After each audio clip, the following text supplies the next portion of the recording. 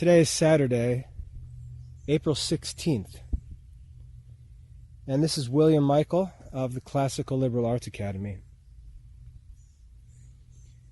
Ever since I started Classical Liberal Arts Academy in 2008, just over 14 years ago, there has been a common message received from Catholic parents, adult students, Catholic priests, religious brothers and sisters who have found the Academy and have begun studying the classical Catholic curriculum. The common message that's been repeated to me over and over again is this: I've known for a long time that something was wrong with modern Catholic culture, but I could never put my finger on what was wrong. I always had a general sense that something was wrong, something was missing, but I could never pinpoint what it was until I began studying the classical liberal arts. And then I realized that this is the problem. This is what's missing. And like I said, this has been a common message, a common experience that I've had the joy to witness again and again and again over the past 14 years. And I'd like to talk about this a little bit during today's talk.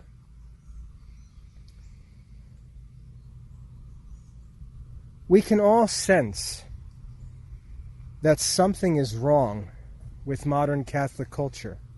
We can study the lives of saints, we can study church history, we can learn about Catholic culture throughout the early church and Middle Ages.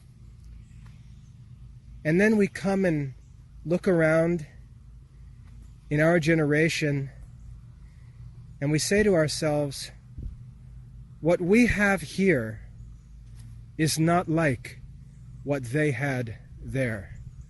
What we have in the 21st century, what we call Catholic culture, is nothing like what Catholics called Catholic culture in the past. Our families aren't the same, our churches aren't the same, our communities aren't the same, our schools aren't the same. The music's not the same, the art's not the same, the buildings are not the same, nothing's the same. Everything is different. And without being irrationally negative or unfair, everything is worse. There's no area where we can point to and say, look, this is better. This is improved. We really can't find any area of Catholic culture that we can point to and say, this is like it was, or this is better. Not only is everything different, but it really feels like we've lost a great deal.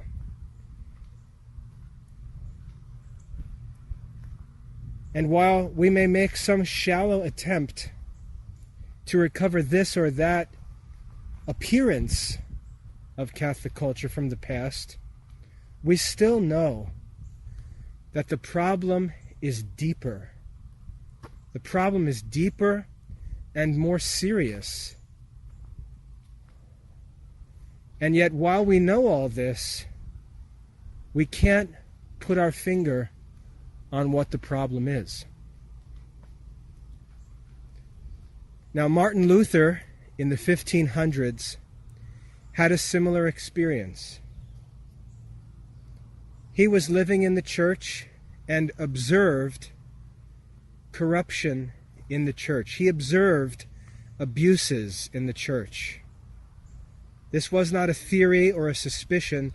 These were observations. There were problems throughout the church, and Martin Luther, like many other Catholics, was aware of the problems. He knew that something was wrong, and he tried to diagnose what the problem was and propose a remedy. As he lived and endured these problems, he grew frustrated.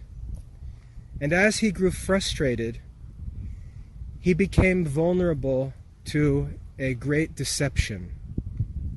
He was deceived about the nature of the problems in the church, and he was deceived about the remedy to the problems. His frustration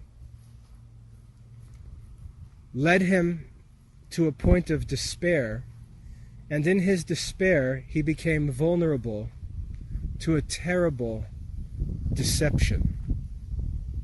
He allowed himself to be convinced that true Christianity required him to separate himself from the Pope and bishops of the church and pursue a remedy for the problems that created far greater problems. And of course, he ended up becoming the leader of the Protestant Revolution and died as an excommunicant and heretic in church history. Now, when we look back at Martin Luther, we can all point and wag our heads and say, he's a heretic, what a fool.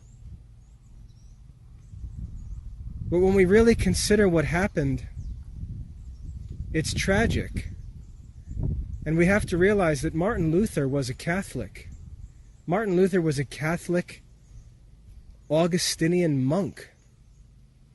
Martin Luther was an approved teacher of sacred scripture in the Catholic Church. And yet someone in his position, with his privileges, could be deceived in such an amazing way.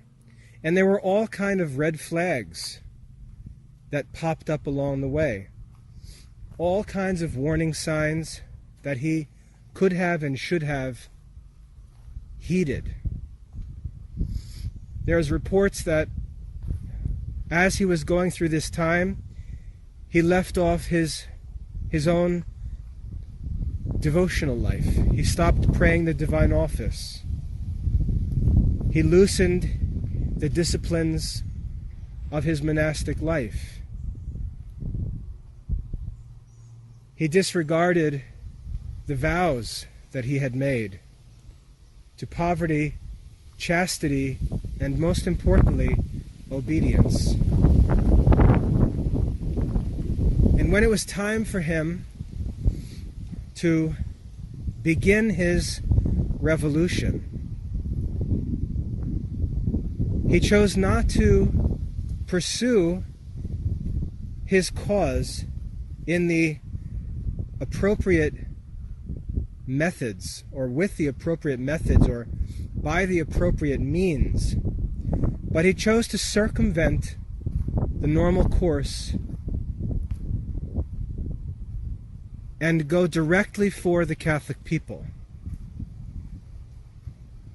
Rather than patiently and carefully and humbly disputing his questions, the theses that he proposed within the walls of the church, within the academic halls where educated and carefully thinking and reasoning men, his own peers, academically, intellectually, spiritually, theologically, philosophically, could hear his arguments, examine them, make refutations and objections and so on, Martin Luther chose to become a street preacher. He chose to go directly to the people with his message and lead them in rebellion against the Pope, against their bishops, and against the Catholic Church itself. And when he did so, he led the people in schism, telling them that what they were doing was actually restoring real Christianity. Martin Luther told the people that the Pope and the bishops were the ones who had gone astray. They were the heretics. They were the ones who were in apostasy. The Pope and the bishops were the ones who had departed from the teaching and traditions of the apostles, and that Martin Luther and those with him were the remnant, the true Christians, the ones who clung to the sacred scriptures, who clung to the apostolic tradition. They were the real Christians. The Pope and the bishops and all those united with them, they were the heretics and apostates. And Martin Luther preached this message to the common people. And the common people, who themselves had frustrations and personal grievances in their own experiences in the church, because the abuses and problems in the church were real. They decided to follow Luther in his delusion and were deceived with him and ended up excommunicated from the church.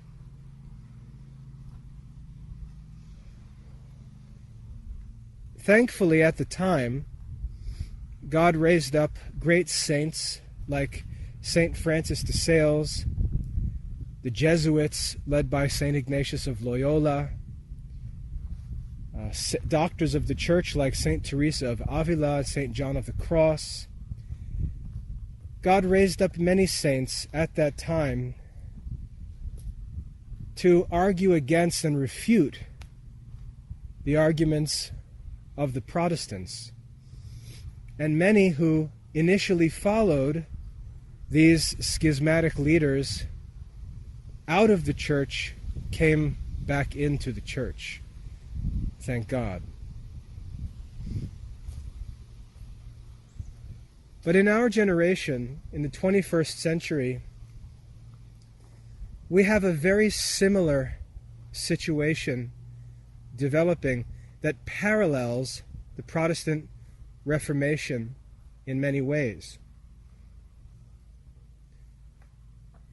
The situation we have in our generation has to do with reforms in the church in modern society that have been proposed and approved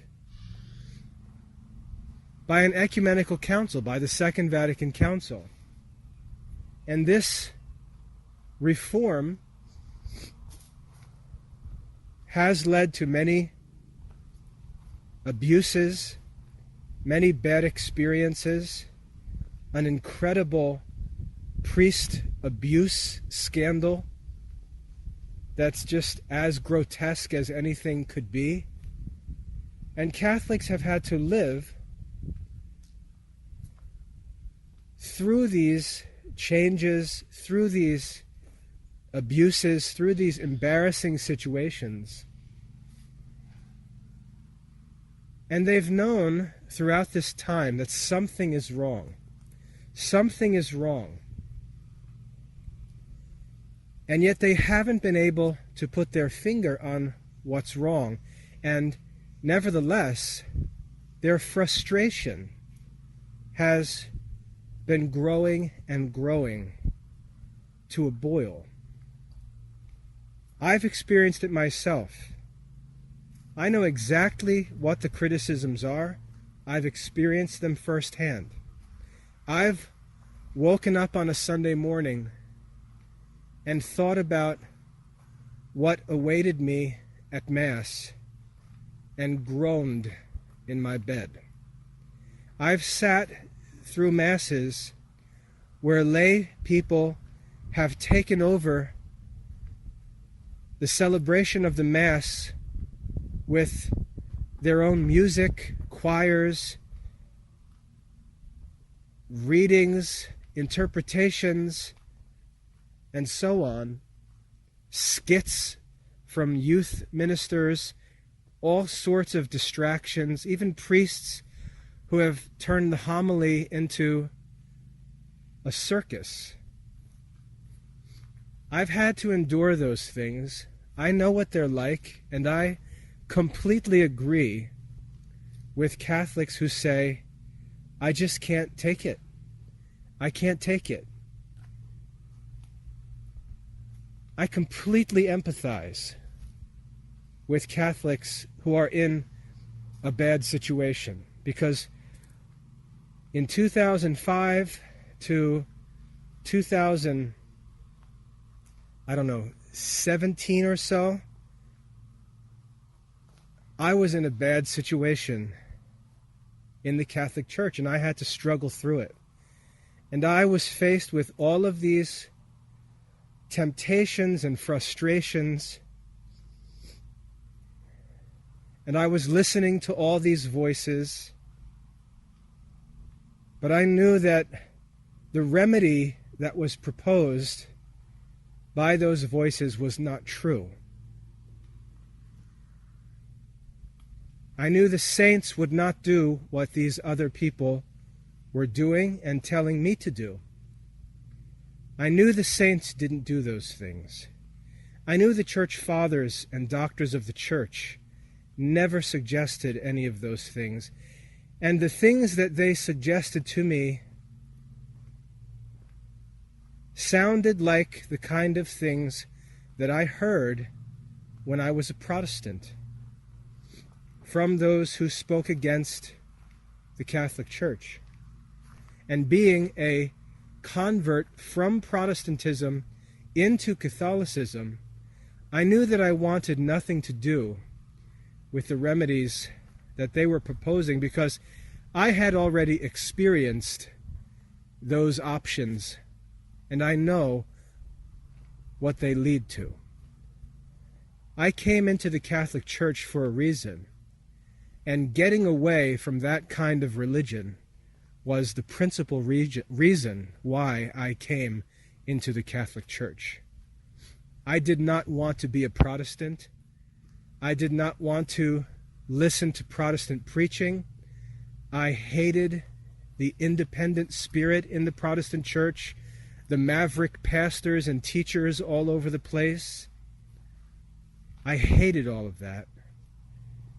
And I became a Roman Catholic specifically because I wanted authority and order in my Christian life. And I knew that it was not in Protestantism.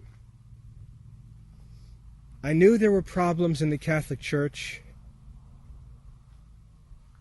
and in Catholic culture at large, not just at church, but in Catholic culture at large. I knew there were problems, but I knew that the proposed remedies were false. And what were those proposed remedies? The proposed remedies were, you should leave your parish and go to this parish. This parish is reverent. This parish is traditional. This parish is so-and-so. You should go to this parish because they celebrate the Latin Mass. They promote traditional Catholicism. And as I listened to that, it was attractive. I'm a classicist. I teach the classical languages and classical philosophy. If anyone should want to be a quote-unquote traditional Catholic, or if anyone was motivated to become a traditional Catholic, it would be me. I love tradition. I love medieval philosophy. I love medieval culture. There were many things about this idea of going to another parish that were attractive, but I knew that it wasn't the remedy to the problem. The problems were deeper. The problems were much more serious. And the problems in the church that I was experiencing, I knew that they were not the cause of the problem. They were symptoms of the problem. They were not the cause. They were not the disease itself. They were symptoms of the disease that lay deeper beneath the surface. And for some reason, I chose to stay at my parish where I was and seek the real remedy to the real problem. In 2008, I decided to start the Classical Liberal Arts Academy. Because as I looked around, one thing that I noticed was that Catholic education on all sides was in ruins. And I'm not saying this to criticize Catholic schools, because I understand that the mission of parochial schools is really to offer a Catholic public school education to those who want it. I understand the mission of the parochial schools. They're Catholic public schools. I understand that. And I respect them as such. But knowing the history of philosophy, knowing church history and the history of education as I did, I knew that nowhere in Catholic culture today could we find the educational system that existed all through church history. I knew that the education that was known to the apostles, to an apostle like St. Paul or St. Luke, was not available anywhere in modern society. I knew that the education available to the early church fathers, like St. Augustine and St. Jerome and St. John Chrysostom, was not available in modern society. The education that was known to the scholastics, St. Albert the Great, St. Dominic, St. Thomas Aquinas, was not available to modern Catholics. The educational system that was restored by St. Ignatius of Loyola and the Jesuits, the educational system that is taken for granted by the doctors of the church and most of the saints, is not available to modern Catholics. It's not available in the Catholic schools. It's not available in Catholic homeschool programs. It's not available in independent Catholic schools. It's not available anywhere. And I said to myself, this is really the problem. This is really the root out of which these modern problems are growing. This is the cause of these problems we see in the church and in Catholic culture, which are really only symptoms of this deeper problem. And I was teaching I was a classics teacher at a private school at the time. I had what I would consider the perfect job. And I decided at that time in 2008 to leave my teaching position and restore the classical Catholic curriculum. Restore that system of education which was lost. And I said to myself, this is the real cause of the problems that I see. For 400 years,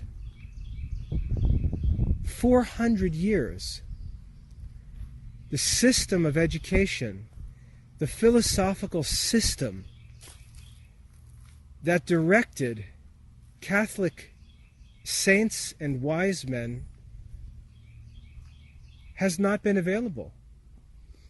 Or it's been available in isolated places with decreasing influence. And I said, this is really the cause of the problem. This is where the priests receive their formation, their intellectual formation. This is where the Catholic lawyers and doctors and politicians received their philosophical instruction. This is where the whole intellectual foundation of Catholic culture came from, and it is non-existent in modern society. The entire foundation of Catholic culture has been lost. And we see all of the symptoms of this great loss. And what Catholics are trying to do is simply create some shallow, superficial appearance of restoration without getting to the real heart of the problem, the real cause of the trouble. And like I said, Catholics can sense that something very great is missing. Something is lost. When we read the writings of the church fathers or doctors of the church, if we read something written by St. Francis de Sales or St. Ignatius of Loyola, St. Alphonsus Liguori, as we read their writings, there's just something about the mind and the spirit of the saints and the doctors of the church that we know has been lost. And what I propose to you is that the classical Catholic curriculum that we're restoring in the Classical Liberal Arts Academy is the remedy to the problem in the modern Catholic Church and in modern Catholic culture. And I know that may sound arrogant, and I agree. For someone to say that, for me to present that as if my educational work is the remedy of the problem in modern Catholic culture is ridiculous and arrogant. I agree. But what I'd like to ask you to consider is that this is not simply my idea about education that I'm proposing here. I'm not simply saying the school that I started or the program that I created is the remedy to the problem. That's not what I'm saying. What I'm saying is the restoration of the classical Catholic curriculum is the remedy to the problem. I'm not being arrogant. I'm not calling people to follow me and say, my ideas are the solution. I'm saying the classical Catholic curriculum is the solution. And in the Classical Liberal Arts Academy, we've worked for 14 years now to research, restore, and publish that classical Catholic curriculum.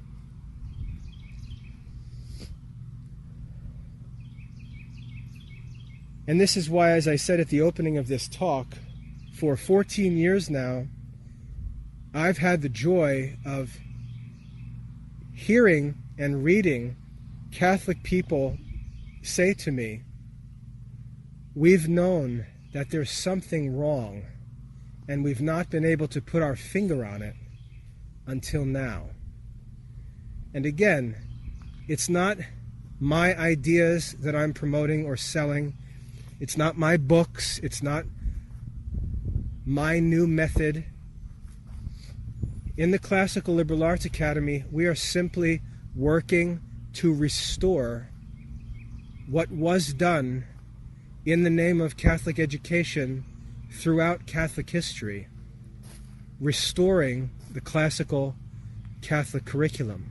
That's what I'm proposing as the solution. Nothing in me, nothing of my own doing. The only thing that I've done that's good in any sense is that I've researched and restored what was lost.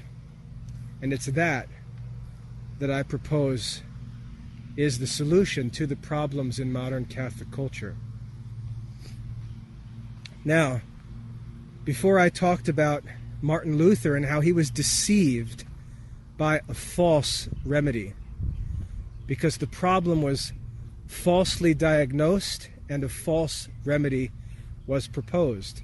And this is what we see in our generation. We see individual men who have no authority in the church, who are not authorized in any of the things that they teach or write, speaking directly to Catholics and leading them in disobedience to the Pope and bishops. The superficial, false remedy to the problems in modern Catholic culture,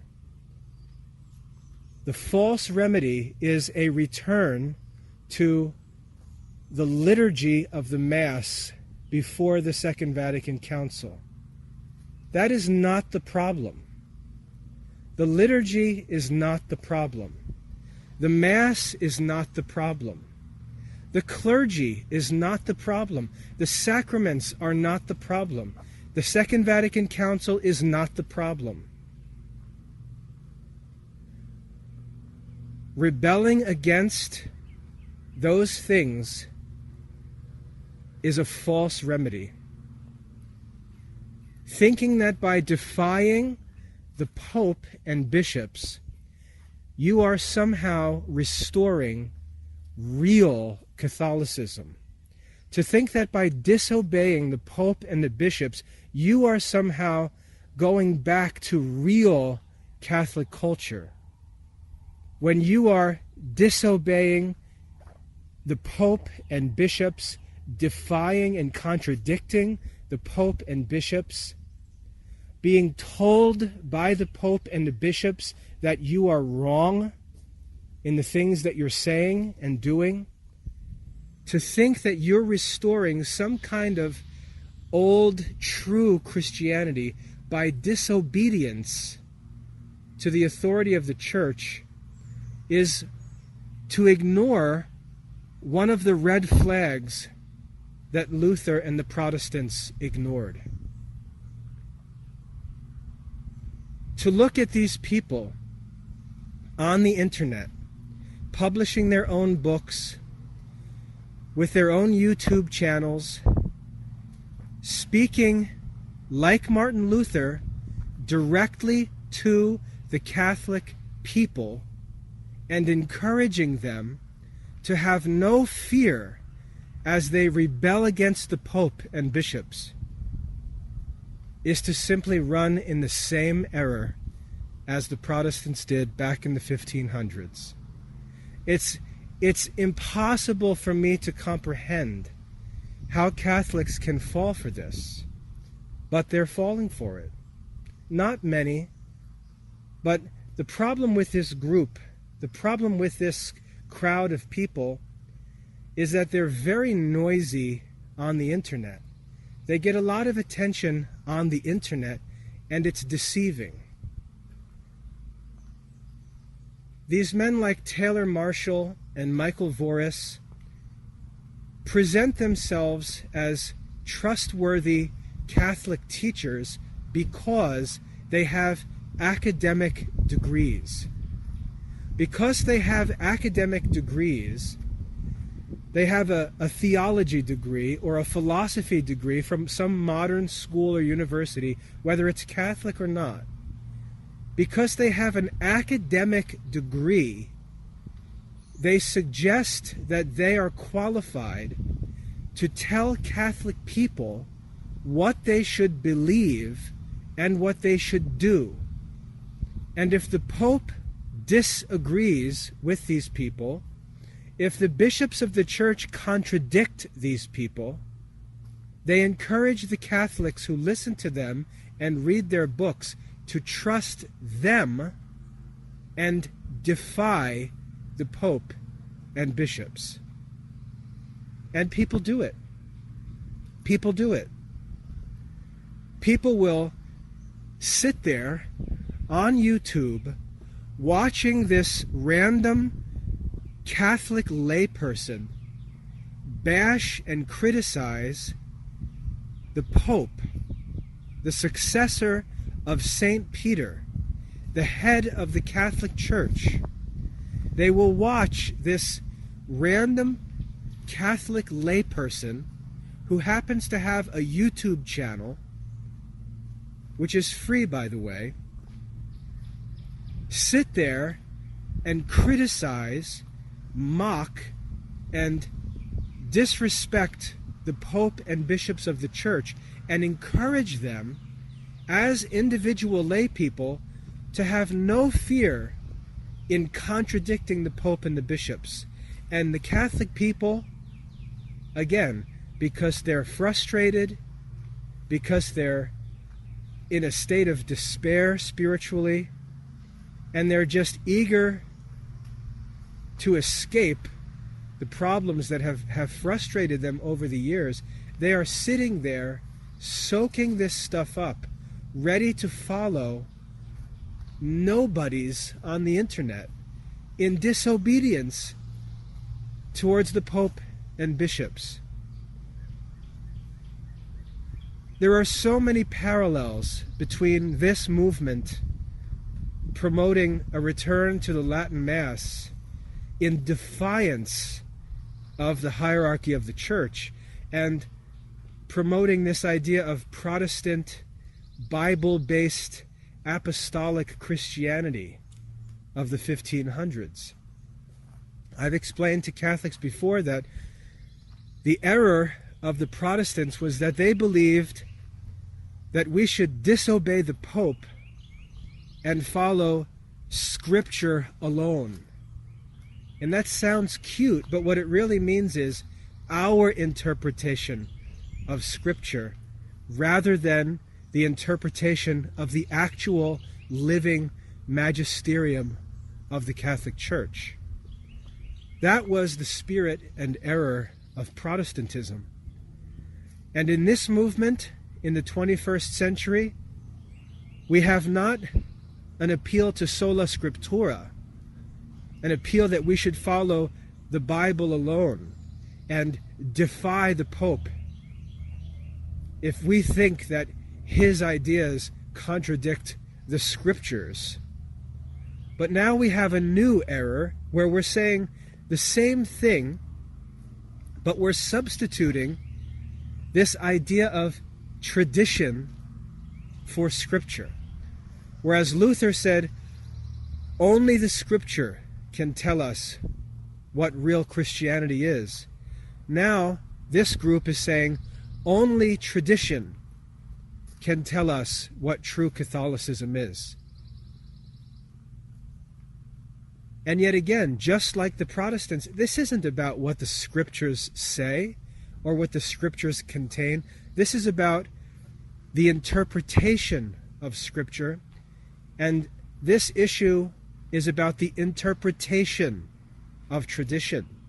Not the actual tradition or the content of tradition, but the interpretation and application of sacred tradition, which lies with the Pope and the bishops.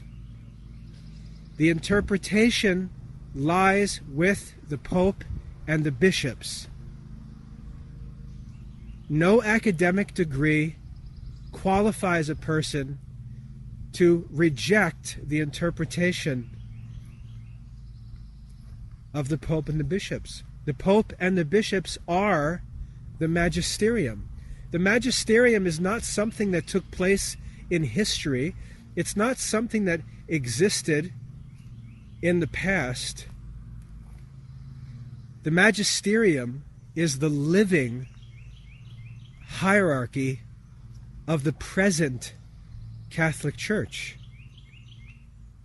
The interpretation of both Scripture and tradition lies with the Pope and the bishops. And anyone who defies the Pope and the bishops defies Catholicism itself. This was the error of the Protestants, and this is the error that's emerging of this new Protestantish cult that follows these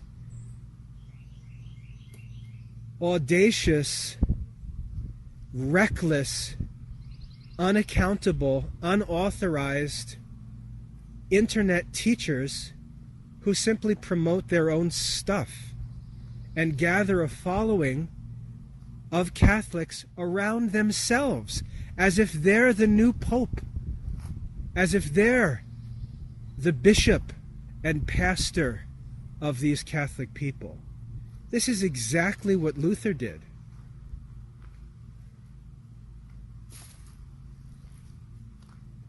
And this is what's happening today. And like I said, I can empathize with the frustration that Catholics feel. I know that there are priests in the church, even bishops, who feel the same frustration. But frustration does not justify sin. Frustration doesn't justify schism. Frustration doesn't justify disobedience. All of our emotions, all of our passions are subject to reason. And it's a time where we have to make sure that our feelings are being subject to our reason. And when we know that there are certain safeties, certain red flags, certain non-negotiables that keep us safe spiritually, we have to make sure that we don't disregard those red flags. And there can be no question that one of those red flags is that we can never set ourselves up in disobedience to the Pope and bishops of the Church. That is the red flag of all red flags in the Catholic faith. And we find Catholic people under the influence of these teachers becoming more and more comfortable speaking disrespectfully about the Pope and bishops, laughing off warnings from the Pope and bishops, ignoring judgments from the Pope and bishops, speaking about the Pope, not even recognizing him as the Pope, but just denying that he's even the Pope. How convenient is that? I'm not disobeying the Pope. He's not the Pope. Well, that's very convenient. But are you crazy?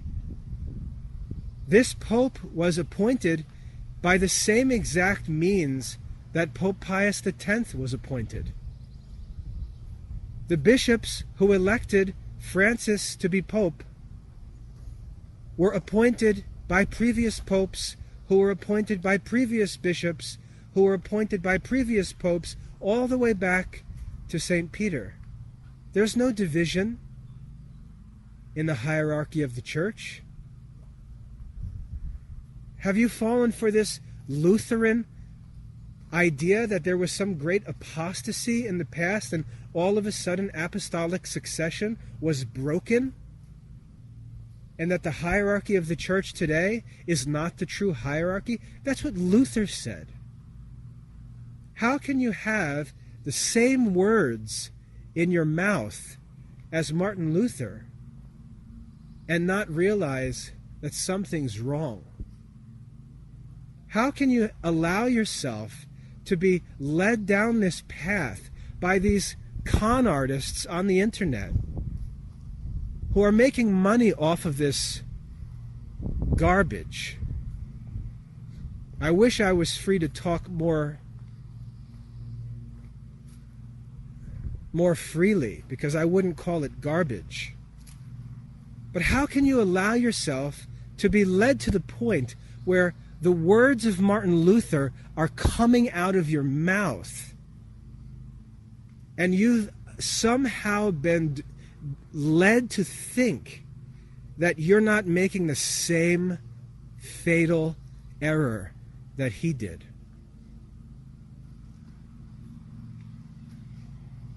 If you look at these men, everything that they do is linked to ads, book sales, ticket sales, conference sales, on and on and on. Subscribe, watch this, buy this. Every single video is covered with products for sale. Every single video has advertisements intentionally placed by the authors of the videos so that the videos will make money indiscriminately of who watches them or how the attention is gained. And the more controversial the video is, the more controversial the title of the video, the more controversial the topic, the more Catholics will be upset by a certain topic,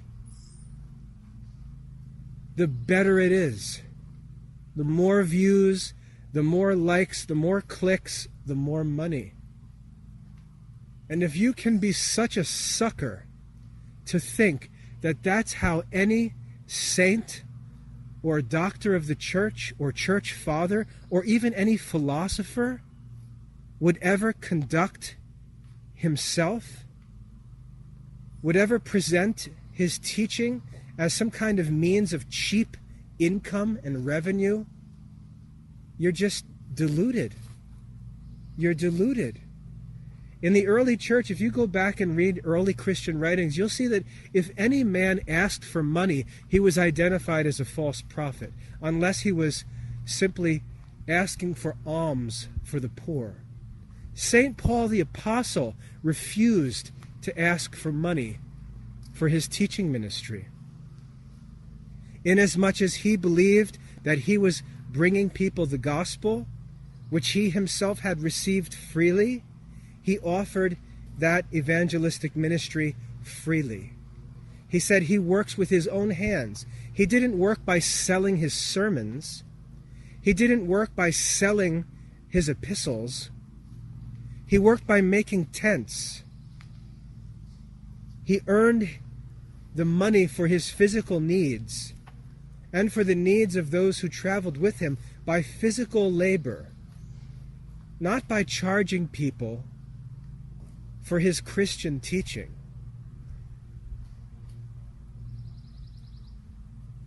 You have to be more discerning. You have to see the parallels and the red flags that surround this false remedy. Restoring the Latin Mass is not the solution to the problem that plagues modern Catholic culture. The Novus Ordo Mass is not the cause of the problem. Christ is present in the Novus Ordo Mass, and there are very few of these so-called traditional Catholics who will go so far as to deny that the Novus Ordo Mass is valid.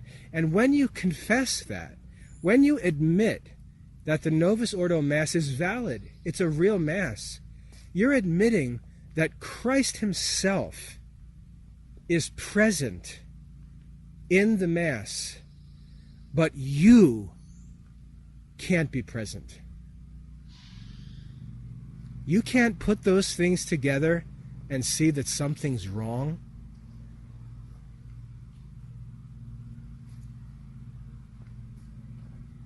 I believe that many Catholics are caught up in this so-called traditional Catholic rhetoric, in this Latin Mass, anti-Vatican II, anti-Pope Francis stuff, because they're simply frustrated. And like I said, I've been there. I know what it feels like. I know what it feels like. I've been to the circus. I've seen the embarrassing nonsense at Mass, the distractions. I've had to deal with kids in the car on the way home from Mass mocking what they witnessed at Mass. I know exactly what it feels like. I know how frustrating it can be. I know how distracting and defeating, deflating it can be. And I completely empathize with frustrated Catholics. But I have two things to say. What's been lost and what you sense is missing is the classical Catholic curriculum, the classical educational system that was taken for granted throughout all of church history. If you would give yourself the opportunity to learn about the system of philosophical education that was present throughout church history, you'll very quickly see this is what's actually missing. This is the actual problem. The solution isn't in bashing the Pope or the bishops or the Mass or the Second Vatican Council. The solution isn't in bashing other Catholic people, talking about the Novus Ordo Catholics, the liberal Catholics, all this nonsense. That's not the solution. And in our souls, every one of us knows that's not the solution. That's not the spirit of Christ and the saints. We all know that. That's why, as I said before, I knew that that path was not an option for me. But if you would take the time to learn about the classical Catholic curriculum, and it's all available for free in the Classical Liberal Arts Academy. If you would take the time to come and learn, you would see that this is what Catholics sense is missing. This curriculum is the source of the whole Catholic culture that existed throughout church history, and it can be restored. It's as relevant today as ever before in history. That's the first thing I'd like to say.